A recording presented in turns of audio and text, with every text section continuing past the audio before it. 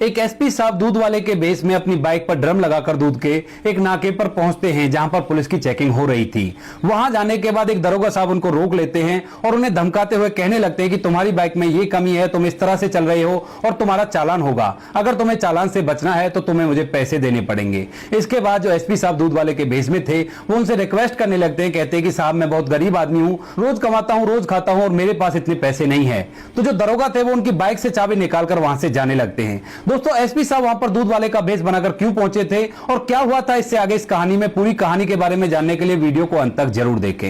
यह कहानी है उत्तर प्रदेश के रहने वाले लड़के अरुण की। अरुण जो कि अपनी मां के साथ उत्तर प्रदेश के एक डिस्ट्रिक्ट में रहा करता है। वैसे तो वो काफी ज्यादा पढ़ा लिखा है लेकिन अभी तक उसे कोई नौकरी नहीं मिली है। वह उधर उधर छोटा मोटा काम करता है और उसी से अपना और अपनी मां का भरण पोषण किया करता है।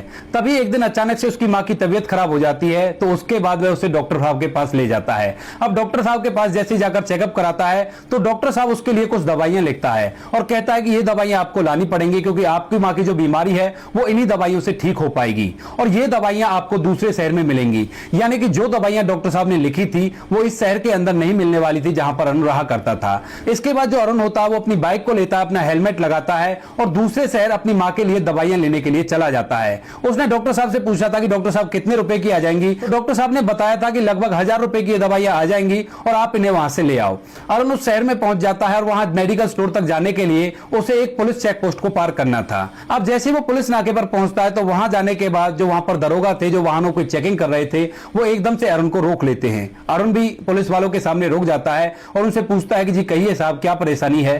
तो वह कहते हैं कि आपकी बाइक में दिक्कत है और आपका चालान होगा। तो अरुण कहता है कि बताइए साहब मेरी बाइक में क्या दिक्कत है, क्योंकि अरुण की बाइक के पूरे कागज थे, अच्छी तरह से पेपर उसने मेंटेन कर रखे थे और साथ में उसने हेलमेट भी लगा रखा था और बाइक के सभी पेपर अपडेट होने के कारण उसको किसी प्रकार का डर भय भी उन लोगों से नहीं था। अब इसके बाद दरोगा साहब उससे कागज मांगने लगते हैं तो अरुण अपने पूरे कागज दिखा देता है। पॉल्यूशन, आरसी, इंश्योरेंस वगैरह सब कुछ उसके पास था और अच्छी कंडीशन में बाइक थी। और हेलमेट के लिए बोलता है तो हेलमेट भी अरुण ने लगा रखा था। तो दरोगा साहब को कोई ऑप्शन नहीं दिखाई देता कि किस तरह से इससे पैसे ऐंठे जाए, क्योंकि वो दरोगा साहब सभी से पैसे ऐंठा करते थे और उसके बाद ही वाहनों को जाने दिया करते थे। तो वह एकदम से बाइक के नंबर को देखते हैं और देखने के बाद कहने लगते हैं कि तुम्हारा ये बाइक का नंबर दूसरे शहर का है, तुम इसे यहां पर नहीं चला सकते। अब अरुण जो कि पढ़ा लिखा था वह उनसे कहने लगता है कि ऐसे कैसे नहीं चला सकता, मेरी ये बाइक का रजिस्ट्रेशन हुआ है और रजिस्ट्रेशन के बाद मैंने इसका पूरा टैक्स पे किया है। अगर मैंने इसका पूरा टैक्स पे किया है तो मैं इस बाइक को कहीं भी चला सकता हूं। आप तो दूसरे शहर की ही बात कर रहे हो, मैं इसे इंडिया में कहीं पे भी चला सकता हूं और कोई भी इसे नहीं रोक सकता।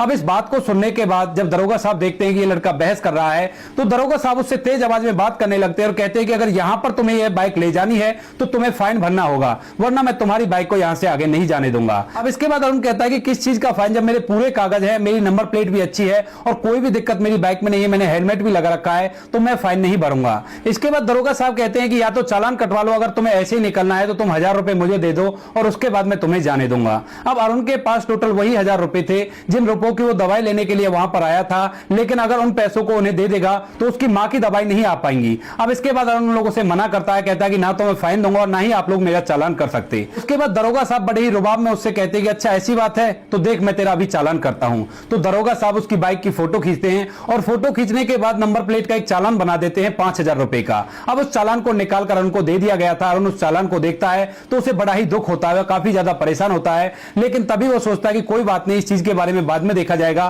पहले मैं जाकर अपनी मां की दवाइयां ले आता हूं।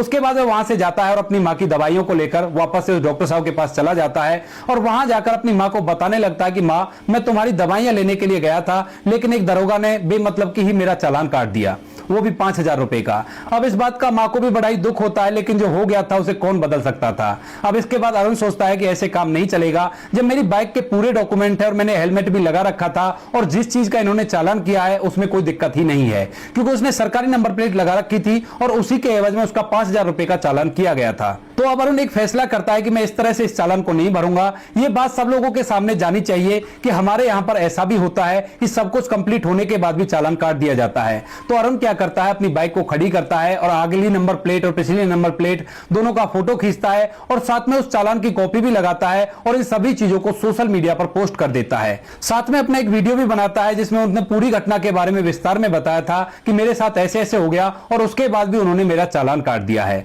अब उसकी फोटो और वीडियो जैसे जैसे उसने मीडिया पर डाली थी तो वह वायरल होने लगती है और वायरल होते हुए पुलिस डिपार्टमेंट के पास भी पहुंच जाती हैं। अब जैसे ही पुलिस वाले उन फोटोज को देखते हैं तो देखते ही एकदम से हैरान हो जाते हैं और सोच विचार में पड़ जाते हैं कि हमारे यहां पर भी ऐसा हो रहा है। वो उसको रिप्लाई करते हैं सोशल मीडिया के थ्रू और उससे कहते हैं कि आपका चालान बहुत जल्द से जल्द रद्द कर दिया जाएगा और इस असुविधा के लिए हमें बहुत ज्यादा खेद है। उसके बाद जो अरुण होता है वो उनसे दोबारा कहता है कि मेरा चालान कब तक रद्द होगा, तो वो लोग बताते हैं कि इस काम को करने में 2-3 दिन का समय लग जाएगा। अब यह खबर फैलते हुए ट्रैफिक पुलिस के एसपी तक भी पहुंच जाती है, क्योंकि उसने सब कुछ एड्रेस अच्छी तरह से उस वीडियो में बताया था और जगह के बारे में भी बताया था, दरोगा का नाम भी बताया था।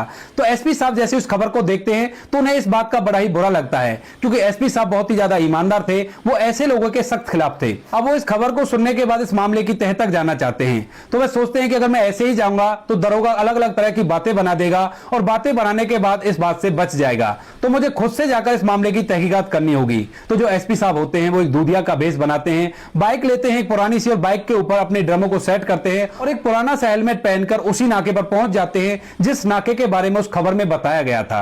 वहां पर जाने के बाद जैसे वो वहां पर पहुंचते हैं तो एक हवलदार उनको रोक लेता है और रोकने के बाद वहां पर वही दरोगा साहब आते हैं बड़े ही रुबाब में और आने के बाद उससे कहने लगते हैं कि तुम्हारी तो बाइक पुरानी है, तुम्हारा चालान होगा। अब जो दूध वाले के भेष में एसपी साहब थे उनसे कहने लगते हैं कि मालिक मैं बहुत ही गरीब आदमी हूं, रोज कमाता हूं, रोज खाता हूं और मेरा चालान मत कीजिए, वैसे भी मेरे पूरे डॉक्यूमेंट क्लियर हैं और कोई भी दिक्कत मेरी सवारी में नहीं है। अब उसके बाद जो दरोगा साहब वो कहने लगते हैं कि तुम्हारी बाइक पुरानी है, तो जो एसपी साहब होते हैं वो उन्हें कागज दिखाते हैं, कहते हैं कि साहब देख लो ज्यादा पुरानी नहीं है, 2-3 साल पुरानी है और अच्छी तरह से वर्किंग में है। अब दरोगा साहब उसके बाद हेलमेट की तरफ निगाह डालते हैं और कहते हैं कि तुम्हारा हेलमेट टूटा पड़ा है। तभी जो दूध वाले के भेष में एसपी साहब होते हैं वो बड़ी विनम्रता से कहते हैं कि साहब ये पुराना जरूर है लेकिन टूटा नहीं है और आप इस पर देख भी सकते हो, इस पे ISI मार्का लगा हुआ है। वो हेलमेट को उतारकर दरोगा को दिखाने लगते हैं, लेकिन तभी दरोगा उसकी चाबी को निकालते हुए वहां से जाने लगता है और कहता है कि यहां से निकलना है तो तुम्हें कुछ ना कुछ पैसा देना पड़ेगा।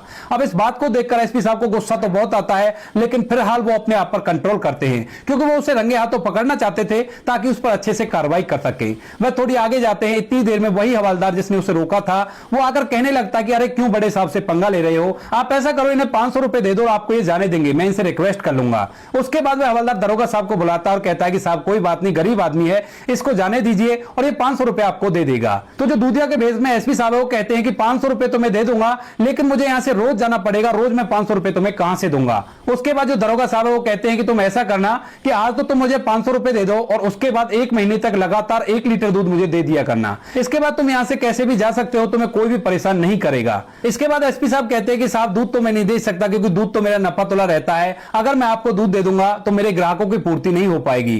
तो वह कहते हैं कि कोई बात नहीं, तुम वैसे भी दूध में पानी मिलाते हो तो कल से 1 लीटर पानी और ज्यादा मिला दिया करना, हमारा भी काम चल जाएगा। ऐसा कहते हुए दरोगा साहब हंसने लगते हैं और जैसे ही वो हंसते हैं तो एसपी साहब एकदम से जोरदार चाटा उनको जड़ देते हैं। अब इसके बाद जैसे वहां पर पुलिस दल को पता चलता है कि यहां पर दरोगा को चाटा मार दिया गया है एक दूध वाले के जरिए, उसके बाद पुलिस वहां पर आती है। तभी जो एसपी साहब होते हैं वो अपना आई कार्ड निकालते हैं और उन लोगों के सामने लहराते हुए कहते हैं कि मैं यहां का ट्रैफिक एसपी हूं और तुम लोग जो कर रहे हो उसकी करतूत सोशल मीडिया पर फैल रही है और तुम्हारे खिलाफ कार्रवाई करने के लिए ही मैं यहां पर आया हूं। इसके बाद एसपी साहब उन सभी को धमकाते हैं और एकदम से सभी को सस्पेंड कर देते हैं, नौकरी से निकाल देते हैं और उन पर आगे भी उचित कार्रवाई की जाती है। अब यह खबर जैसे अरुण को पता चलती है तो अरुण इस खबर को अपनी मां को बताता है और कहता है कि मां पुलिस वाले सभी एक जैसे नहीं हुआ करते, जहां पर मेरे साथ ऐसा हुआ था वहां पर एसपी साहब ने आकर ऐसा ऐसा कर दिया है। इस खबर को सुनने के बाद अरुण की मां कहती है कि बेटा भगवान के घर देर है लेकिन अंधेर नहीं, बुराई का सर हमेशा नीचा होता है, जैसा कि आज एसपी साहब ने करके दिखा दिया। तो दोस्तों ये थी कहानी एक एसपी साहब की जो दूध वाले के भेष में एक ट्रैफिक नाके पर पहुंचते हैं